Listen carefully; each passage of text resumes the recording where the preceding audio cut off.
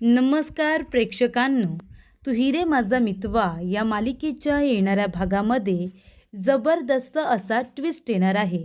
तर प्रेक्षकांनो, पळून जाणाऱ्या धुमाळला अर्णवने पोलिसांच्या मदतीने ट्रॅप करत रंगेहात पकडलेलं असतं आणि त्याचबरोबर श्रीकांत धुमाळने स्वतःची कातडी वाचवण्यासाठी वल्लरी उदयकांत यांचा व्हिडिओ तयार केलेला असतो. तो व्हिडिओ अर्णवला दाखवत खरे गुन्हेगार वल्लरी उदयकांत असल्याचे अर्णवच्या समोर आणलेले असतात. तर प्रेक्षकांनो, येणाऱ्या भागामध्ये कशा पद्धतीने या गोष्टी पुढे घडत जातात आपण सविस्तरपणे बघूया. तर इथे आता ईश्वरीला धुमाळने फोन केलेला असतो, पण तो फोन त्याने वल्लरीच्या सांगण्यावरून केलेला असतो. तिने सांगितलेलं असतं की वल्लरीला बोलण्यामध्ये गुंतवून ठेवायचं आणि तिला भेटायला बोलवायचं. त्या ठिकाणी तिने उदयकांतच्या मदतीने काही गुंड लोक अरेंज केलेले असतात ईश्वरीचा काटा काढण्यासाठी. तिने उदयकांतला पैसे दिलेले असतात आणि त्याला सांगितलेलं असतं की ईश्वरी राज्य शिर्के हिला कायमचं संपवायचं आहे. तेव्हा तो म्हणतो काटा काढायचा आहे की काटा मोडायचा आहे. वल्लरी म्हणते की काटा मोडला तरीसुद्धा चालेल, पण कुठेही माझं नाव येता कामा नये. तेव्हा उदयकांत सत्याला फोन करतो आणि ईश्वरीची सुपारी देतो आणि त्याच्यामध्ये धुमाळला सुद्धा वल्लरीने सामील केलेलं असतं. कारण धुमाळने वल्लरीला सांगितलेलं असतं की 20 वर्षांपूर्वी जी काही रमाकांत राजे शिर्के यांची न्यूज मी कव्हर केली होती त्याबद्दल ईश्वरी राजे शिर्के ही मला भेटायला आली होती. ऑफिसमध्ये मी भेटलो नाही म्हणून माझ्या घरी आली होती. तिला सत्य जाणून घ्यायचं आहे. तिचं नाव ईश्वरी राजे शिर्के आहे. ती रमाकांत राजे शिर्के यांची मला मुलगी वाटते. तेव्हा इथे वल्लरी म्हणत असते की ती ईश्वरी राजे शिर्के म्हणजे अर्णवची बायको आहे. तेव्हा इथे धुमाळ म्हणतो, मग आता काय करायचं? मला इथे अवॉर्ड घोषित झालेला आहे चांगला पत्रकार म्हणून. जर बाहेर 20 वर्षांपूर्वीचं प्रकरण आलं तर मला इथे गाळबोट लागू शकतं. मॅडम प्लीज तुम्ही हे सगळं थांबवा.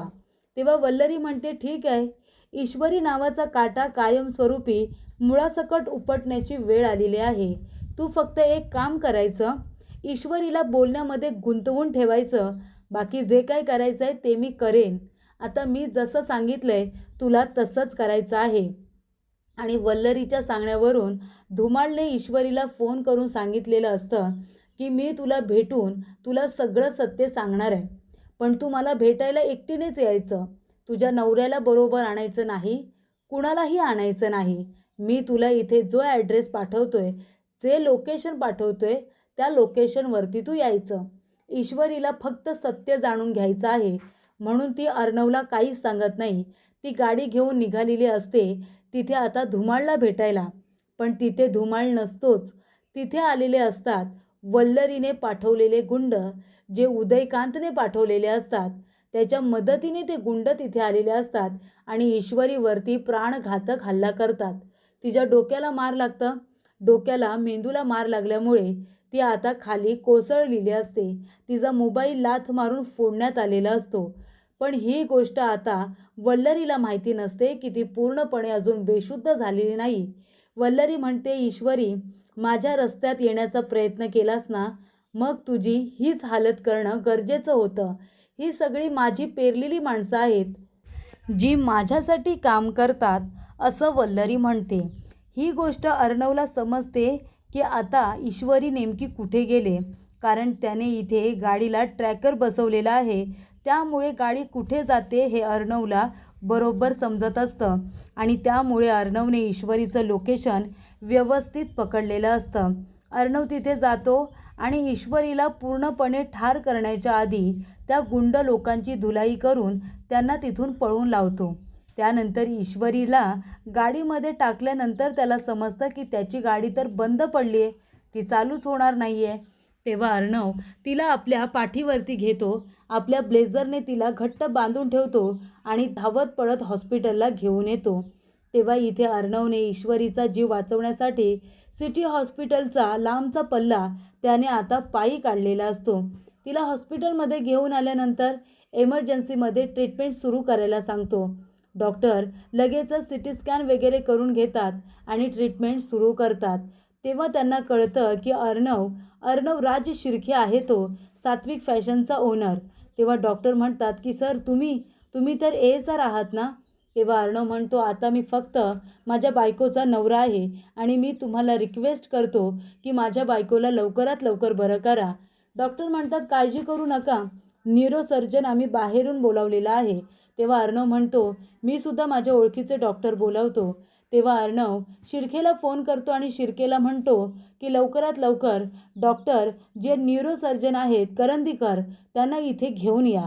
तेव्हा इथे शिर्केंनी डॉक्टर करंदीकर यांना बोलावलेलं असतं सिटी हॉस्पिटलला आणि अर्णवची रिक्वेस्ट आहे हे समजल्यानंतर ते सुद्धा धावपळ करत येतात. अर्णवने इथे ईश्वरीसाठी सगळी तयारी करून ठेवलेली असते. त्याने सांगितलेलं असतं, A निगेटिव्ह ब्लड ग्रुप आहे का तुमच्याकडे?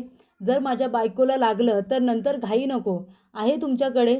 तेव्हा सिस्टर म्हणते की हो सर, आमच्या ब्लड बँकेमध्ये ते आहे, तुम्ही नका काळजी करू. डॉक्टरांनी सांगितल्या आम्ही A निगेटिव्ह ब्लड ग्रुपचं जे काही रक्त आहे ते देऊ. तेव्हा प्रेक्षकांनो, इथे अर्णव म्हणतो, मी जस्ट फक्त क्लिअर करतोय. तेव्हा प्रेक्षकांनो, इथे आता न्यूरोसर्जन करंदीकर आलेले असतात आणि ते जाऊन ईश्वरीला चेक वगैरे करतात. अर्णवची अवस्था फार बिकट झालेली असते. शिर्केने फोन करून मामांना सांगितलेलं असतं की ईश्वरीला सिटी हॉस्पिटलमध्ये ठेवण्यात आलेलं आहे. तिला जबरदस्त मार लागलाय असं समजल्यानंतर मामांना खूप मोठा धक्का बसतो. मामा, आजी आणि आकाश तिघेजणं हॉस्पिटलला निघून येतात. तेव्हा वल्लरी तिथे नसते. वल्लरीला फोन केला जातो पण ती फोन काही उचलत नाही. तेव्हा इथे मामा येतात. अर्णव मामाला मिठी मारून रडत असतो, कारण ईश्वरी बेशुद्ध होण्याच्या आधी अर्णवला म्हणते की सर, तुमच्या आईवडिलांचं आयुष्य उद्ध्वस्त करण्यामागे नक्की कोण आहे हे सत्य मला समजलं आहे.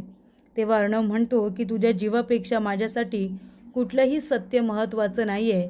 तुम्हाला हवी आहेस मी सिंदोर, ते सुद्धा आयुष्यभरासाठी.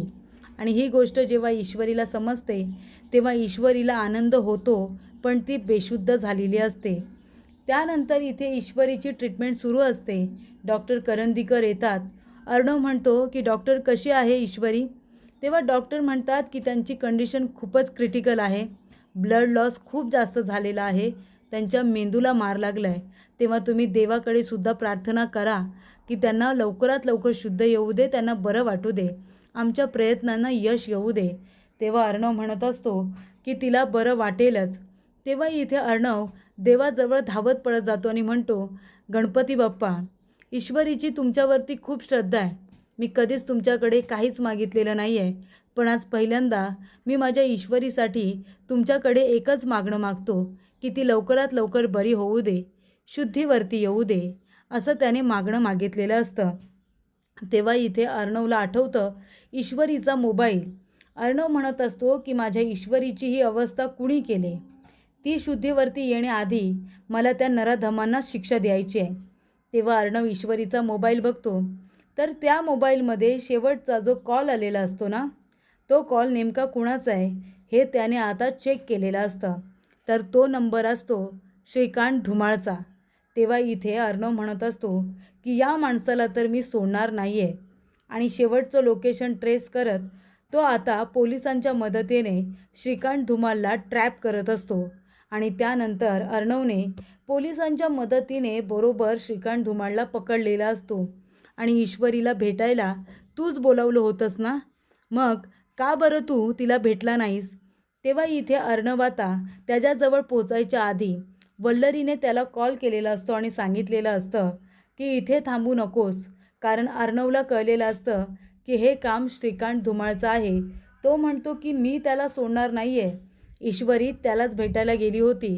तेव्हा इथे ईश्वरी शुद्धीवरती येऊ शकते ही गोष्ट वल्लरीला समजताच ती लगेच श्रीकांत धुमाळला फोन करून सांगते की काहीही कर, पण इथून लवकरात लवकर गायब हो, अजिबात इथे थांबायचं नाही.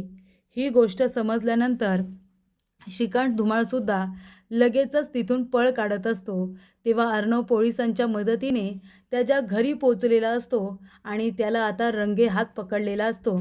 तो घाईघाईने पळून जात असतानाच बरोबर त्याला अर्णवने पकडलेला असतो आणि म्हणतो, कुठे जातोयस?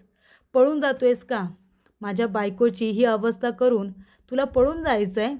तेव्हा अर्णवने त्याला पकडल्यानंतर चांगला पोलिसांनी सुद्धा त्याला चोप दिलेला असतो आणि अर्णव म्हणतो, सांग का केलंस तू असं? माझी बायको फक्त सत्य जाणून घेण्यासाठी आली होती. तुझ्या ह्या वागण्याचा अर्थ एकच होतो की 20 वर्षांपूर्वी जे काही घडलं होतं ना, माझ्या वडिलांबरोबर, माझ्या आईबरोबर आणि ईश्वरीच्या आईबरोबर, त्याच्यामध्ये तुझासुद्धा हात आहे. ही गोष्ट आज कन्फर्म झाली, कारण तू माझ्या बायकोला मारण्याचा प्रयत्न केलास आणि आता पळून जाण्याचा सुद्धा प्रयत्न करतोयस. त्यामुळे आता लवकरात लवकर बोल, कुणाच्या सांगण्यावरून हे सगळं केलंस आणि का? त्याशिवाय तुझी सुटका नाही. तेव्हा इथे आता लगेचच धुमाळ म्हणतो, हे बघा, मी काही केलेलं नाही आहे, प्लीज मला जाऊ द्या. तेव्हा अर्णव म्हणतो, अजिबात नाही, मी तर तुला कुठेही जाऊ देणार नाही आहे. लवकरात लवकर सत्य नाही सांगितलंस ना, तर पोलिसांना तुझी अशी अवस्था करायला सांगेल ना की तू स्वतःचं तोंड कुणालाही दाखवू शकणार नाही आहेस. तुझी मीडियामध्ये अशी बदनामी करेन ना की नाव बदलशील माझं. लवकरात लवकर बोल, सत्य काय आहे ते सांग. तेव्हा इथे धुमाळ म्हणतो, साहेब, माझा या सगळ्यामध्ये काही हात नाही आहे. मी फक्त एक पॅद मात्र. आम्हाला पत्रकारांना पैसे दिले की आम्ही न्यूज छापून आणतो. तो साधा मी पत्रकार होतो 20 वर्षांपूर्वी. पण हे सगळं ज्या माणसांनी केलं आहे ना, त्यांचा मी व्हिडिओ तयार केला आहे आणि तो व्हिडिओ मी तुम्हाला दाखवतो. तेव्हा इथे श्रीकांत धुमाळने आता वल्लरी आणि उदयकांत यांचा बोलतानाचा व्हिडिओ रेकॉर्डेड केलेला असतो आणि त्याने ते रेकॉर्ड केलेला व्हिडिओ अर्णवला दाखवलेला असतो. कारण धुमाळला माहिती असतं, कधी ना कधीतरी हे प्रकरण माझ्यावरती शेकू शकतं. कारण अर्णव राजे शिर्के हा कोणी छोटा मोठा माणूस नाही आहे. तो मला पाताळातून सुद्धा शोधून काढू शकतो. त्यामुळे माझ्याकडे काहीतरी ठोस पुरावा हवा उदयकांत आणि वल्लरीच्या विरोधामध्ये, जो मी त्यांच्या विरोधामध्ये वापरू शकतो. तेव्हा स्वतःची कातडी वाचवण्यासाठी श्रीकांत धुमाळने तो व्हिडिओ अर्णवला दाखवलेला असतो, ज्याच्यामध्ये उदयकांत आणि वल्लरी एकमेकांबरोबर हात मिळवणी करत असतात आणि इथे उदयकांत म्हणत असतो की तुझं काम होऊन जाईल. वल्लरी म्हणत असते की काय झालं होतं 20 वर्षांपूर्वी माहिती आहे ना? म्हणजे मी जे केलं होते ते केलं होतंच, पण तू माझ्या या संपूर्ण कामामध्ये मदत केली होतीस. जुना तू इथे हिशोब चुकता केला होतास ना, आणि त्यामुळे आता माझ्या प्लॅनमध्ये तू सहभागी होतास. ही गोष्ट जर अर्णवला कळली तर अर्णव तुझी काय अवस्था करेल हे सुद्धा तुला माहिती आहे. एकदा अनुभव घेतलायस ना तू. त्यामुळे माझं नाव सांगायला गेलास ना सगळ्यांना लगेच, तर मी सुद्धा लगेच सगळ्यांना सांगेन की या सगळ्या कामामध्ये तू सुद्धा मला मदत केली होतीस. तेव्हा अर्णव तुझी काय अवस्था करेल ना, याचा तू सुद्धा विचार कर. तेव्हा हा बोलतानाचा व्हिडिओ आता त्या माणसाने, धुमाळने रेकॉर्ड केलेला असतो, ज्याच्यामध्ये ईश्वरीचा काटा काढायचा आहे. कारण ती खूप पुढे पुढे करते, माझ्या विरोधात पुरावे गोळा करण्याचा प्रयत्न करते. आणि जर हे असंच सुरू राहिलं तर 20 वर्षांपूर्वी इथे रमाकांत, सुप्रिया आणि त्याचबरोबर सात्विका यांचं आयुष्य उद्ध्वस्त करणारी मीच होते, हे सगळ्यांना कळेल. त्यामुळे त्या ईश्वरीचा काटा काढायला हवा. हे सगळं बोलतानाचा जो व्हिडिओ असतो तो अर्णवने बघितल्यानंतर अर्णवच्या पायाखालची जमीनच सरकलेली असते. त्यामुळे प्रेक्षकांनो, इथे आता श्रीकांत धुमाळने स्वतःची कातडी वाचवण्यासाठी खरे गुन्हेगार वल्लरी आणि त्याचबरोबर उदयकांत हे दोघेजण असल्याचं अर्णवच्या समोर आणलेलं असतं सत्य. आणि ते गुन्हेगार आता अर्णवला आहेत हे समजल्यानंतर अर्णव लगेचच वल्लरीला आता पोलिसांच्या ताब्यात तर देणारच असतो, पण उदयकांतची अवस्थासुद्धा खूप बिकट करणार असतो. हे मात्र नक्की, खरे गुन्हेगार अर्णवच्या समोर आलेले असतात. अर्णवला खूप वाईट वाटतं. त्यांनी ते एका फोटोवरती विश्वास ठेवला होता, पण तो फोटो अचानक कुठून आला? त्याच्यामध्ये सुप्रियाला आणि ईश्वरीला फसवलं जातं. या गोष्टीचा विचार का मी केला नाही? का मी एकदा ईश्वरीच्या बोलण्यावरती विश्वास ठेवला नाही? सुप्रिया आणि ईश्वरीला गुन्हेगार समजलो आणि त्यामुळे माझ्या ईश्वरीची ही अवस्था झालेली आहे. ही गोष्ट आता अर्णवच्या लक्षात आलेली असते आणि आधी ईश्वरीला लवकरात लवकर बरं केलं पाहिजे, त्यानंतर ह्या दोघांना मी बघून घेतो, असं अर्णवने ठरवलेलं असतं.